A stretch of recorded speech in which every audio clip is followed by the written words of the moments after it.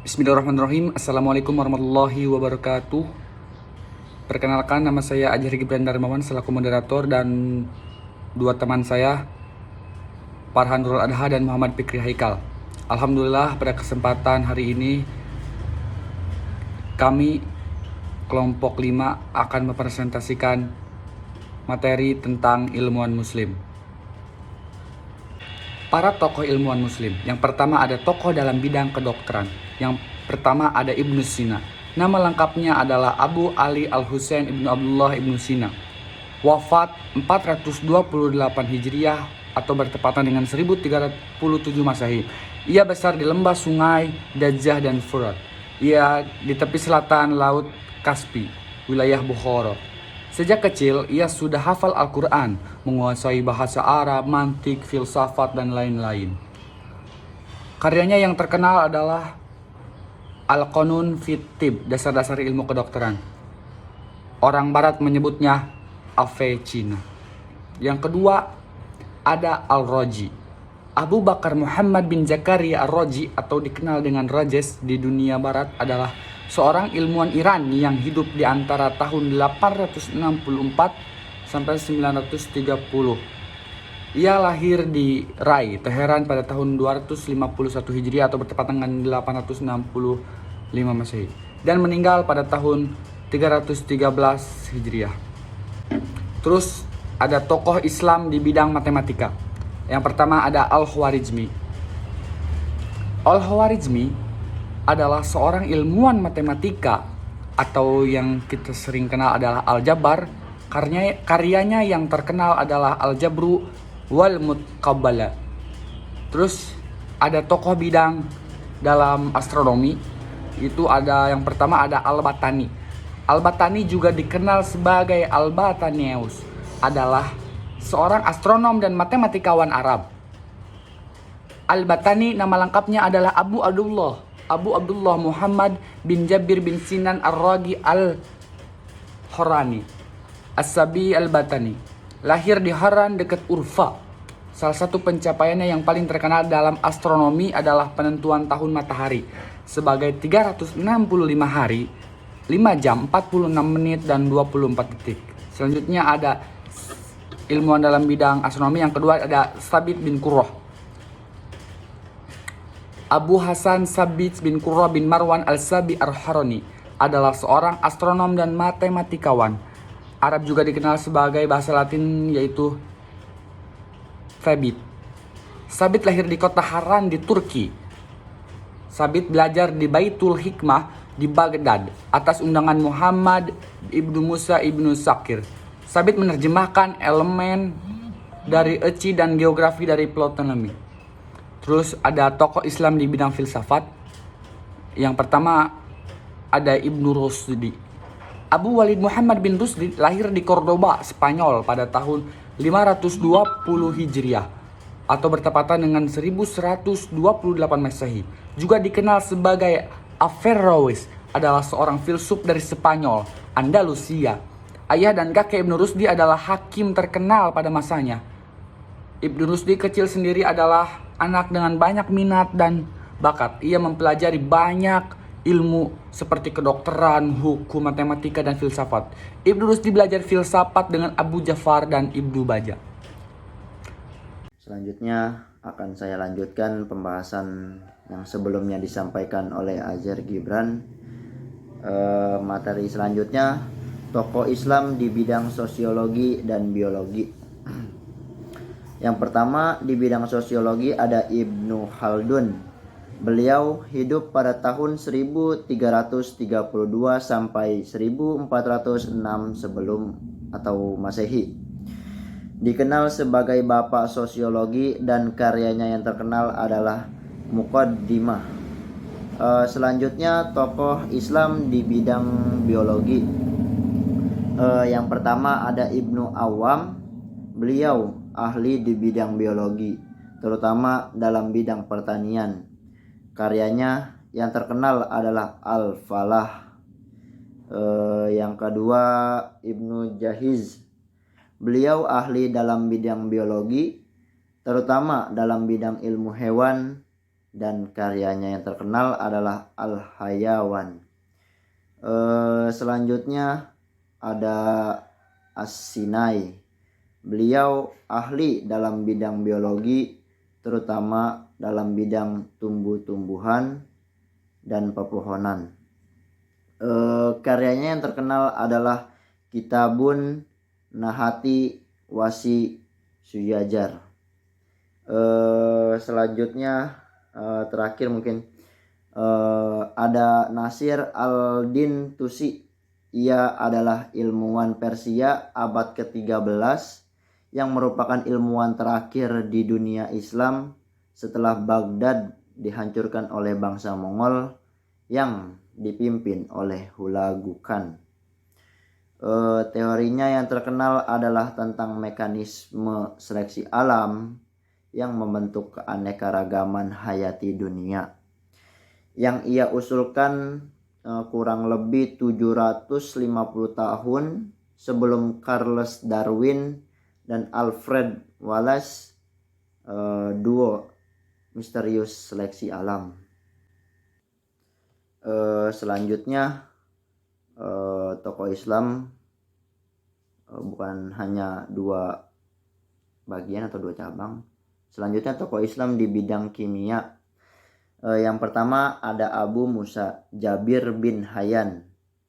Abu Musa Jabir bin Hayyan atau dikenal dengan nama Geber di dunia barat diperkirakan lahir di Kufah, Irak pada tahun 722 dan wafat pada tahun 804 Masehi.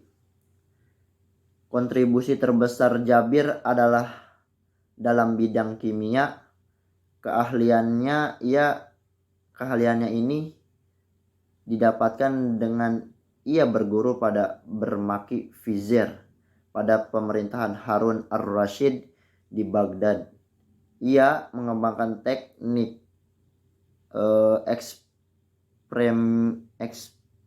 eksperimentasi sistematis di dalam penelitian kimia, sehingga setiap eksperimen dapat direproduksi kembali.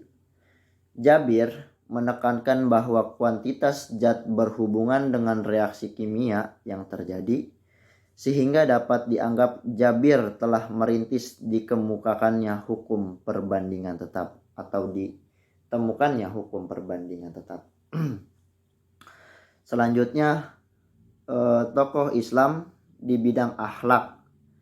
Imam Al-Ghazali, nama lengkapnya Abu Hamid Muhammad Ibnu Ahmad Al-Ghazali, bergelar Hujjatun Islam, lahir di daerah Tus, daerah Khurasan, Baghdad pada tahun 450 Hijriah dan pindah ke Damaskus pada tahun 488 untuk menulis kitab. Kemudian memeluk tasawuf. Ia pindah kembali ke Palestina dan di sini ia berhasil menulis buku Ihya Ulumuddin atau menghidupkan kembali ilmu-ilmu keagamaan. Setelah itu ia kembali pada tahun 494 Hijriah untuk pergi ke Nizamiyah dan hanya bertahan selama 2 tahun. Kemudian ia kembali ke kampung halamannya dan mendirikan sekolah hukum. Dan yang terakhir, ia meninggal pada usia atau pada tahun 505 Hijriah atau 1111 Masehi di umur 54 tahun. Dan selanjutnya kekuatan dan usaha ilmuwan muslim untuk mencapai excellent. Faktor internalnya antara lain yang pertama konsisten dan istiqomah umat Islam dengan ajaran Islam. Yang kedua ajaran Islam yang mendorong manusia untuk maju. Yang ketiga Islam sebagai rahmat bagi seluruh dunia. Yang keempat atau yang terakhir Islam sebagai agama dakwah dan keseimbangan dalam mencapai kehidupan dunia dan akhirat. Selanjutnya faktor eksternal meliputi pertama, ketika Khalifah pertama dinasti Umayyah Muawiyah bin Abu Sufyan setelah Khalifah Rashidun Abu Bakar, Umar, Utsman, dan Ali menyerbu Transjordania dan Suriah sampai ia menemukan banyak manuskrip kuno di kota Damaskus diwarisi dari perkembangan ilmu pengetahuan Yunani dan Romawi. Sokrates, Plato, Aristoteles, Galen, Euclid, dan lain-lain.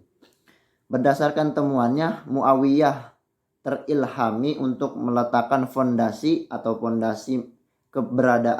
keberadaban Islam yang berbasis ilmu pengetahuan.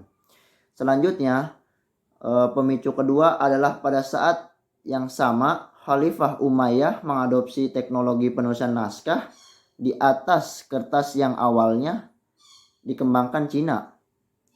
Selanjutnya, pemicu ketiga adalah transformasi dinasti Umayyah menjadi dinasti Abbasiyah ditandai dengan pemindahan pusat pemerintahan dari Damaskus ke Baghdad di Mesopotamia. Yang terakhir, pemicu keempat adalah pengaruh dua khalifah besar yaitu Harun al-Rashid dan putranya al-Ma'mum yang memiliki cita-cita luhur untuk membangun peradaban Islam yang menjunjung tinggi perkembangan ilmu pengetahuan, logika, dan rasional, serta menjunjung tinggi kemajuan ilmu pengetahuan dan pembangunan berkelanjutan.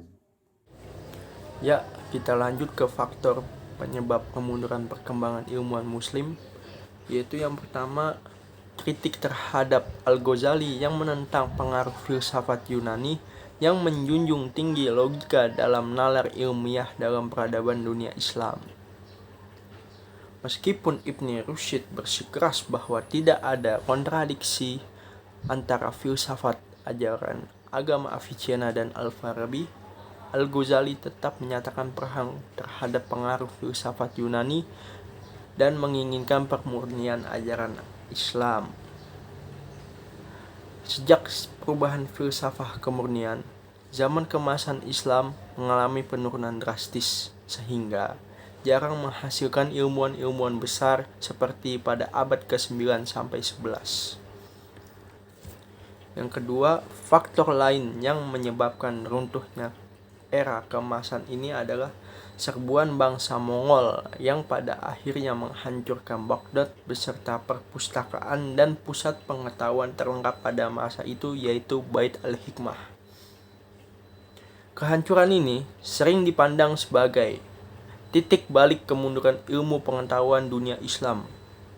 Untungnya, ratusan ribu manuskrip Bait Al-Hikmah karya Al-Tusi tersimpan di Marge Observatory di Azerbaijan, yang kemudian menjadi referensi dan sumber inspirasi bagi para ilmuwan Eropa pada masa Renaissance dan pencerahan. Lanjut, yaitu hadis yang menerangkan pentingnya ilmuwan serta ilmu dalam pengetahuan dari Abu Darda radhiyallahu anhu berkata, "Saya mendengar Nabi Shallallahu alaihi wasallam bersabda, barang siapa menempuh suatu jalan untuk mencari ilmu, maka Allah akan memudahkan baginya untuk mengikuti jalan dari jalan menuju jannah, dan sesungguhnya para malaikat akan mengepakkan sayapnya bagi para pencari ilmu, dan sesungguhnya seorang pencari menyebarkan ilmu adalah dimohon ampunan oleh makhluk Allah di langit dan di bumi, hingga ikan-ikan di tengah lautan pun memohon ampun untuknya. Dan sesungguhnya keutamaan orang yang berilmu atas seseorang hamba adalah seperti keutamaan bulan pada malam yang cerah di atas semua bintang. Dan sesungguhnya para ulama adalah ahli waris para nabi, dan para nabi tidak mewarisi dinar atau dirham, melainkan mereka yang memberikan ilmu, maka barang siapa mengambilnya maka ia telah melalui banyak hal." Hadis riwayat Abu Daud nomor 3641, At-Tirmizi no 83 dan Isnad Hasan. Lanjut kita ke periodisasi kejayaan Muslim dan tokoh yang menyertainya. Apa itu zaman kemasan Islam atau Islamic Golden Age? Zaman kemasan Islam adalah masa ketika dunia Arab secara politik bersatu di bawah khalifah. Pada era ini, khususnya di bawah pemerintahan Harun al-Rasyid dan al-Ma'mun, dunia Islam mengalami kemajuan ilmu pengetahuan dan budaya yang luar biasa. Periode ini berkisar dari abad ke-8 Masehi hingga abad ke-13 Masehi.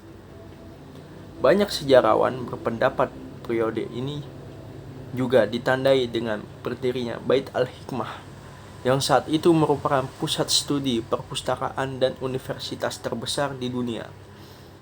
Dalam kurun waktu yang lama, ini dapat dikatakan bahwa tidak ada peradaban lain di muka bumi ini yang dapat menandingi pesatnya perkembangan ilmu pengetahuan di dunia Islam, mulai dari Eropa, Cina, India, dan peradaban sekaligus ketegasan terjaga.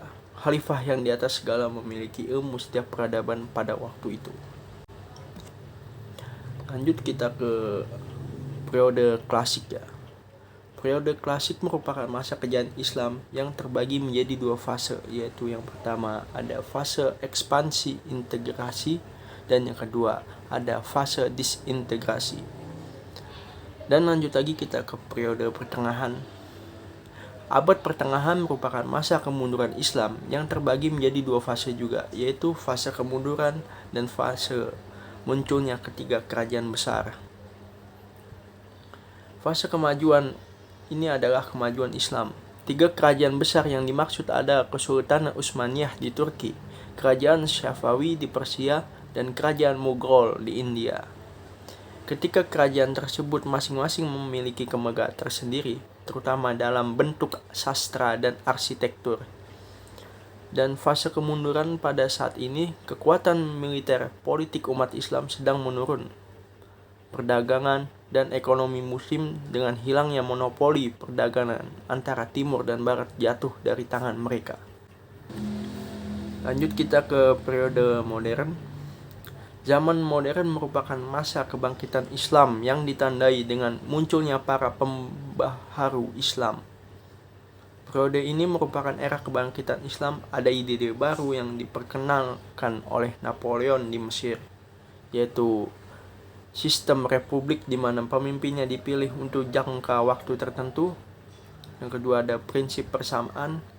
Ketiga ada kebangsaan.